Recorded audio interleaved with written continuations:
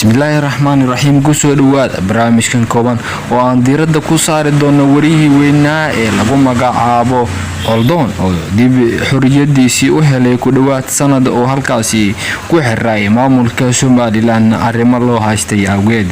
Wariyahan oo ku caan baxay samafalka iyo in dadka dhibaataysan uu wax siiyo isla markaasna uu ka soo aruuriyo dadka ladan ee haysto waxyaabaha. waa nin arrimahaasi ku caan baxay isla markaasna Soomaalidu ay aad u garanayso goob walba ay kaga sugan yihiin dunida idil. Hayeeshee waxa uu xiraa muddo dheer oo xabsi uu ku jiray. Dad badan ayaa isku dayay inay soo daayaan, hayeeshee way u suurageli weysay oo isla markaasna ay ku sheegeen in wariyuhu uu yahay nin xorriyad leh nin oo xorriyad leh bulshadana u shaqeyn jiray. waxyaabaha loo haystana maamulkaas ay ka codsanayaan in cafis loo fidiyo. hayeeshee saakita ayay warbixintan isoo gaartay in la sii daayay wariyihii weynaa.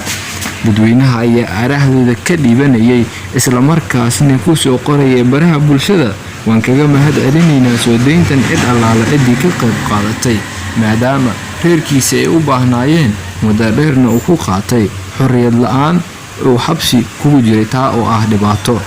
waxay sheegeen inay arrintaasi aad ugu faraxsan yihiin oo aad ay u soo dhaweynayaan.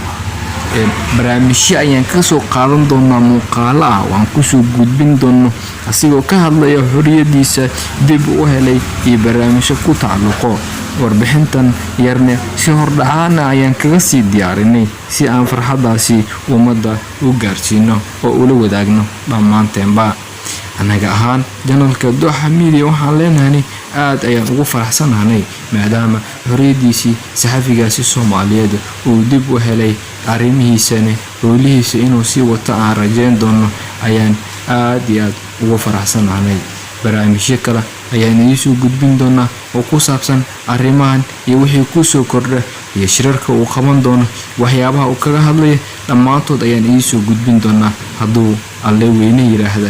saasi ayaan barnaamijkaasi inaan idiin soo diyaarina ku tala jirnaa arrimahaas oo idin hamoogaanina. waxaana kala socon doontaan janalka baaxadda weyn ee lagu magacaabo Dooxa Media janal oo soo gudbiya had iyo jeer barnaamijyooyin arrimaha bulshada ku saabsan, taariikhyo iyo waxyaalo badan, muuqaalo oo ku saabsan in la soo wareysto dad caan ah oo bulshadu ay wada taqaano.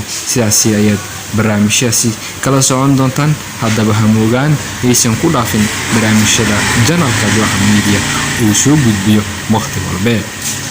inta ayaan ku soo gabagabaynayaa barnaamijkii koobnaa ee halkan idinka soo jeedinaya ku saabsan wariyaha weyn ee lagu magacaabo Oldoon oo dib xorriyadiisii u helay.